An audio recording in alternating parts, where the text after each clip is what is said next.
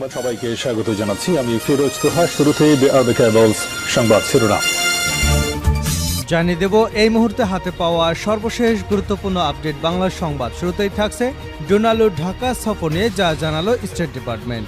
বাংলাদেশের আর্থিক স্থিতিশীলতা এবং সুশাসন প্রতিষ্ঠায় যুক্তরাষ্ট্র বাংলাদেশের বর্তমান অন্তর্বর্তী সরকারকে সহযোগিতা করার বিষয়ে কথা বলতে ঢাকা এসেছেন যুক্তরাষ্ট্রের দক্ষিণ ও মধ্য এশিয়া বিষয়ক সহকারী পররাষ্ট্রমন্ত্রী ডোনাল্ড। এবারে জানাবো ফ্যাসিবাদের প্রেতাত্মাদের ব্যাপারে সরকারকে সতর্ক হতে হবে। ছাত্র জনতার গণঅভ্যুত্থানে শেখ হাসিনা পালিয়ে গেলেও তার প্রেতাত্মারা রাষ্ট্রের রন্ধ্রে রন্ধ্রে বসে আছে বলে মন্তব্য করেছেন বাংলাদেশ জামায়াতে ইসলামের সেক্রেটারি জেনারেল সাবেক সংসদ সদস্য অধ্যাপক মিয়া গোলাম পরোয়ার। জানাবো স্লুইস গেট গুড়িয়ে দিলেও বিক্ষুব্ধ কৃষক জনতা।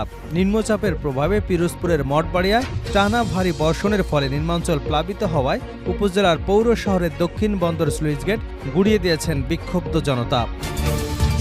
এদিকে বিএনপির স্মরণকালে সবচেয়ে বড় গণসমাবেশ আজ।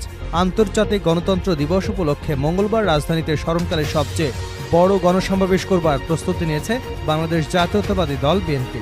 মঙ্গলবার রাজধানী ঢাকায় গণসমাবেশ করবার প্রস্তুতি নিয়েছে তারা। গণসমাবেশে প্রধান অতিথি হিসেবে যুক্তরাজ্য থেকে ভার্চুয়ালি বক্তব্য দেবেন দলটির ভারপ্রাপ্ত চেয়ারম্যান তারেক রহমান। একই দিনে রাজধানীর বাইরে ৯টি মহানগরে বিএনপির সিনিয়র নেতাদের নেতৃত্বে একাধিক শোভাযাত্রার আয়োজন করা হবে। এবারে থাকছে বৃষ্টি নিয়ে আবারও দুঃসংবাদ দিল আবহাওয়া অধিদপ্তর। মৌসুমী বায়ু বাংলাদেশের উপর মোটামুটি সক্রিয় এবং উত্তর বঙ্গোপসাগরে প্রবল অবস্থায় রয়েছে। এর প্রভাবে সারা দেশে বৃষ্টি এবং ৩ বিভাগে ভারী বৃষ্টিপাত হতে পারে বলে পূর্বাভাসে জানিয়েছে আবহাওয়া অধিদপ্তর। সোমবার সন্ধ্যায় আবহাওয়া অধিদপ্তর আবহাওয়াবিদ আজিজুর রহমান এ তথ্য নিশ্চিত করেছেন। এবং সর্বশেষ জানাবো আন্তর্জাতিক সংবাদ। আবারও ডোনাল্ড ট্রাম্পকে লক্ষ্য করে গুলি। যুক্তরাষ্ট্রের ফ্লোরিডা অঙ্গরাজ্যের ওয়েস্ট পাম বিচ এলাকায় একটি মাঠে গলফ খেলছিলেন ডোনাল্ড ট্রাম্প। ওই মাঠের কাছে গোলাগুলির ঘটনা ঘটেছে ও ট্রাম্পের নিরাপদে থাকার ঘটনাটি নিশ্চিত করেছে তার প্রচার শিবির। তবে গুলি কে চালিয়েছে তা এখনও জানা যায়নি। ট্রাম্পকে লক্ষ্য করে যে গুলি চালানো হয়েছে তাৎক্ষণিকভাবে এমন আশ্বাসও পাওয়া যায়নি। এতক্ষণ শিরোনাম শুনছিলেন, এবার বিস্তারিত। প্রিয় দর্শক, আপনি যদি এই চ্যানেলে নতুন হয়ে থাকেন, ভিডিওটি দেখতে দেখতে চ্যানেলটি সাবস্ক্রাইব করে আমাদের সঙ্গেই থাকুন। আর এই ভিডিও সম্পর্কে আপনি আপনার মূল্যবান মতামতটি কমেন্ট বক্সে জানিয়ে দিন। আর হ্যাঁ প্রিয় দর্শক, জানিয়ে দিন ভিডিওটি কোথা থেকে দেখছেন। ডোনাল্ড ঢাকা সফর নিয়ে যা জানালো স্টেট ডিপার্টমেন্ট। বাংলাদেশের আর্থিক স্থিতিশীলতা এবং সুশাসন প্রতিষ্ঠায় যুক্তরাষ্ট্র বাংলাদেশের বর্তমান অন্তর্বর্তী সরকারকে সহযোগিতার বিষয়ে কথা বলতে ঢাকায় আসছেন যুক্তরাষ্ট্রের দক্ষিণ ও মধ্য এশিয়া বিষয়ক সহকারী পররাষ্ট্রমন্ত্রী ডোনাল্ড।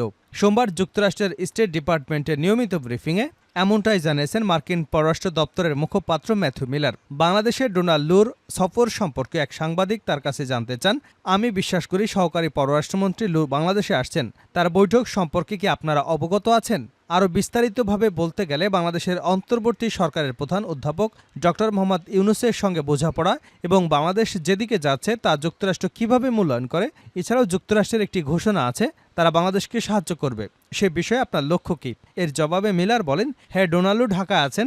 বাংলাদেশের অর্থনৈতিক প্রবৃদ্ধি, আর্থিক স্থিতিশীলতা, সুশাসন এবং উন্নয়নের প্রয়োজনে যুক্তরাষ্ট্র কিভাবে তাদেরকে সহযোগিতা করতে পারে এ বিষয়ে লু অন্তর্বর্তী সরকারের গুরুত্বপূর্ণ উপদেষ্টাদের সঙ্গে বৈঠক করছেন। তিনি সেখানে একজন মার্কিন সহায়তাকারী প্রতিনিধি হিসেবে উপস্থিত আছেন।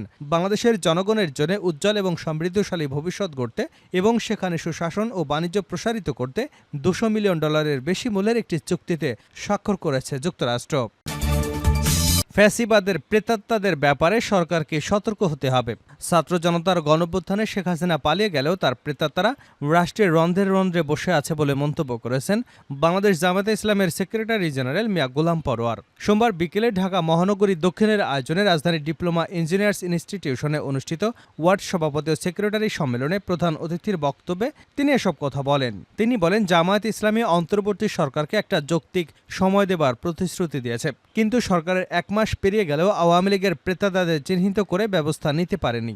এরা সুযোগ বুঝে বিপ্লব নস্যাৎ করবার চেষ্টা করছে।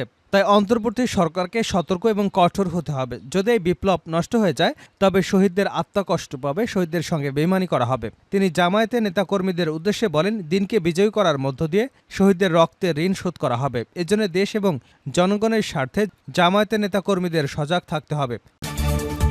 স্লুইস গেট গুড়িয়ে দিল বিক্ষুব্ধ কৃষক জনতা। নিম্নচাপের প্রভাবে পিরোজপুরের মঠবাড়িয়ায় টানা ভারী বর্ষণের ফলে নিম্নাঞ্চল প্লাবিত হওয়ায় উপজেলার পৌর শহরের দক্ষিণ বন্দর স্লুইস গেট গুড়িয়ে দিয়েছে বিক্ষুব্ধ জনতা। সোমবার সকাল থেকে বিকাল পর্যন্ত এই পানি উন্নয়ন বোর্ডের নির্মিত স্লুইস গেট ভাঙেন ক্ষতিগ্রস্ত পানিবন্দী বিক্ষুব্ধ শত শত কৃষক জনতা। জানা গেছে ১৫ থেকে ২০ বছর আগে নির্মিত উপজেলার বিভিন্ন ইউনিয়নের বেশ কিছু স্লুইস গেট দীর্ঘদিন ধরে নষ্ট হয়ে আছে। এছাড়া পানি উন্নয়ন বোর্ডের পক্ষ থেকে স্লুইস গেটের দরজা ওঠানো নামানোর জন্য কোনো লোক নিয়োগ নেই, যার কারণে স্থানীয় পর্যায়ে কিছু সংখ্যক লোক মাছ ধরার জন্য তাদের সুবিধামতো স্লুইস গেটের কপাট ওঠানো এবং নামানোর কাজ করে থাকেন, যা কৃষকদের কোনো কাজেই আসে না। এদিকে সকালে সরেজমিনে শহরের দক্ষিণ বন্দর স্লুইস গেট স্থলে গিয়ে দেখা যায় শত শত কৃষক জনতা একত্র হয়ে গুড়িয়ে দিচ্ছে এই পানি উন্নয়ন বোর্ডের স্লুইস গেট। অপরিকল্পিতভাবে স্লুইস গেট নির্মাণ করায় ভারী বর্ষণে অতি জোয়ারে পানিতে উপজেলার বিভিন্ন এলাকা প্লাবিত হয়ে পানিবন্দী হয়ে পড়েন শত শত কৃষক পরিবার। মৌসুমি ভিত্তিক বিভিন্ন ফসলও নষ্ট হয় কৃষকদের, এমনটাই দাবি তাদের। কৃষকরা জানান, উপজেলার ১১টি ইউনিয়নের বিভিন্ন খালে স্লুইস গেট অব্যবস্থাপনা এবং খাল দখল হয়ে যাওয়ার কারণে ফসলের মাঠে জলাবদ্ধতার সৃষ্টি হয়, যা অপসারণের জন্য কোনো ব্যবস্থা নেই। অপরদিকে উপজেলার বেতমোর ইউনিয়নের কালীরহাট ব্রিজ সংলগ্ন খালে দীর্ঘদিনের বাঁধ কেটে দেয় বিক্ষুব্ধ কৃষকরা। উপজেলার আঙুলকাটা গ্রামের কৃষক মোশাররফ হোসেন বলেন, মঠবাড়িয়া ৩ লাখ মানুষ আজ পানিবন্দী হয়ে পড়েছে। আমরা পানিবন্দী হবার কারণে ফসল নষ্ট হচ্ছে, বিধায় আমরা কৃষকরা একত্রিত হয়ে অপরিকল্পিত স্লুইস গেটগুলো ভাঙতে এসেছি। বিএনপির স্মরণকালে সবচেয়ে বড় গণসমাবেশ আজ। আন্তর্জাতিক গণতন্ত্র দিবস উপলক্ষে আজ মঙ্গলবার রাজধানীতে স্মরণকালের সবচেয়ে বড় গণসমাবেশ করবার প্রস্তুতি নিয়েছে বাংলাদেশ জাতীয়তাবাদী দল বিএনপি। মঙ্গলবার রাজধানীতে এ গণসমাবেশ করবার প্রস্তুতি নিয়েছে বিএনপি। গণসমাবেশে প্রধান অতিথি হিসেবে যুক্তরাজ্য থেকে ভার্চুয়ালি বক্তব্য দেবেন দলটির ভারপ্রাপ্ত চেয়ারম্যান তারেক রহমান। একই দিনে রাজধানীর বাইরে ৯টি মহানগরে বিএনপির সিনিয়র নেতাদের নেতৃত্বে একাধিক শোভাযাত্রার আয়োজন করা হবে। আন্তর্জাতিক গণতন্ত্র দিবসে রাজধানী ঢাকায় গণসমাবেশ, ঢাকার বাইরে অন্য মহানগরগুলোতে ১৫ই সেপ্টেম্বর শোভাযাত্রা করবার কথা ছিল বিএনপির, কিন্তু বৈরী আবহাওয়ার কারণে কর্মসূচি পিছিয়ে মঙ্গলবার করার ঘোষণা দেয় দলটি।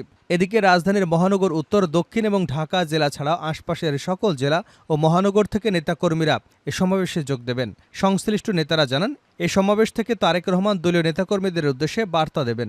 এছাড়া সিলেট, খুলনা, ময়মনসিংহ, চট্টগ্রাম, বরিশাল, রংপুর, ফরিদপুর, কুমিল্লা, রাজশাহী মহানগরে শোভাযাত্রা করবে বিএনপি। এতে নেতৃত্ব দেবেন দলের স্থায়ী কমিটির সদস্যসহ সিনিয়র নেতারা। জানতে চাইলে দলটির সিনিয়র যুগ্ম মহাসচিব রুহুল কবির রিজভী বলেন, গত ১৭ বছরে আমরা কখনো ছিলাম ছোট কারাগারে অথবা বাংলাদেশের নামক ফ্যাসিবাদ বৃহৎ কারাগারে। ছাত্র জনতার গণঅভ্যুত্থানে ফ্যাসিবাদের পতনের মধ্য দিয়ে সে অবস্থার পরিবর্তন হয়েছে। তিনি বলেন, আমরা মুক্ত পরিবেশে আন্তর্জাতিক গণতন্ত্র দিবস উপলক্ষে শান্তিপূর্ণভাবে ঢাকায় গণসমাবেশের প্রস্তুতি নিয়েছি। এবার নেতাকর্মীরা স্বতঃস্ফূর্তভাবে এ সমাবেশ সফল করতে কাজ করছেন। তিনি আরও বলেন, এই সমাবেশের মূল আকর্ষণ বিএনপির ভারপ্রাপ্ত চেয়ারম্যান তারেক রহমান। তিনি কি বক্তব্য দেন তা শোনার অধীর আগ্রহ নিয়েই গণতন্ত্রকামী মানুষ নয়াপল্টনে জমায়েত হবেন। এদিকে অতীতের মতো বাধা না থাকায় ভয় ডরবিহীন বাস ট্রেনে অনেকটা রিল্যাক্স মোডে যেতে পারবেন এ সমাবেশে বিএনপি নেতাকর্মীরা। আর এভাবেই প্রস্তুতি নেওয়া হচ্ছে। ঢাকা জেলা বিএনপির প্রস্তুতি কেমন জানতে চাইলে সাধারণ সম্পাদক নিপুণ রায় বলেন, সুশৃঙ্খলভাবে ঐক্যবদ্ধ ঢাকা জেলা বিএনপি নয়াপল্টনে দলের কেন্দ্রীয় কার্যালয়ের সামনে অনুষ্ঠেয় গণসমাবেশে অংশ নেবে। এই নির্দেশনা নেতাকর্মীদের আমরা দিয়েছি। শেষ করছি আন্তর্জাতিক সংবাদ দিয়ে। আবারও ট্রাম্পকে লক্ষ্য করে গুলি। যুক্তরাষ্ট্রের ফ্লোরিডা অঙ্গরাজ্যে ওয়েস্ট পাম বিচ এলাকায় একটি মাঠে গলফ খেলছিলেন ডোনাল্ড ট্রাম্প। ওই মাঠের কাছে গোলাগুলির ঘটনা ঘটেছে, তবে নিরাপদে আছেন ডোনাল্ড ট্রাম্প। গোলাগুলি এবং ট্রাম্পের নিরাপদে থাকার ঘটনা নিশ্চিত করেছে তার প্রচার শিবির। তবে এই গুলি কে চালিয়েছে তা এখনও জানা যায়নি। ট্রাম্পকে লক্ষ্য করে যে গুলি চালানো হয়েছে তাৎক্ষণিকভাবে এমন আভাসও পাওয়া যাচ্ছে না। কয়েকটি গণমাধ্যমের প্রতিবেদনে বলা হয়েছে, ওই গলফের মাঠের কাছে বাগবিতণ্ডায় জড়িয়েছিলেন দুই ব্যক্তি। তারাই একে অপরের উপর গুলি চালিয়েছেন। এরপরও এই গোলাগুলি ট্রাম্পের নিরাপত্তার জন্য বড় উদ্বেগের বিষয়, কারণ মাত্র 2 মাস আগেই পেনসিলভেনিয়া অঙ্গরাজ্যে এক নির্বাচনী সমাবেশে বক্তৃতা দেবার সময় তার উপর গুলি চালানো হয়েছিল। সে সময় অল্পের জন্য প্রাণে রক্ষা পান তিনি। গুলিতে কানে আঘাত পেয়েছিলেন ডোনাল্ড ট্রাম্প। ট্রাম্প যুক্তরাষ্ট্রের সাবেক প্রেসিডেন্ট। দেশটিতে বর্তমান এবং সাবেক প্রেসিডেন্টদের নিরাপত্তার দায়িত্ব পালন করেন সিক্রেট সার্ভিস। পেনসিলভেনিয়ার ঘটনার পর এই বাহিনীর সক্ষমতা নিয়েও বড় সমালোচনা দেখা দিয়েছে। এর জেরে পদত্যাগ করতে হয়েছিল বাহিনীর প্রধানকে। এছাড়া অন্তত 5 সদস্যকে প্রশাসনিক ছুটিতে পাঠানো হয়েছে।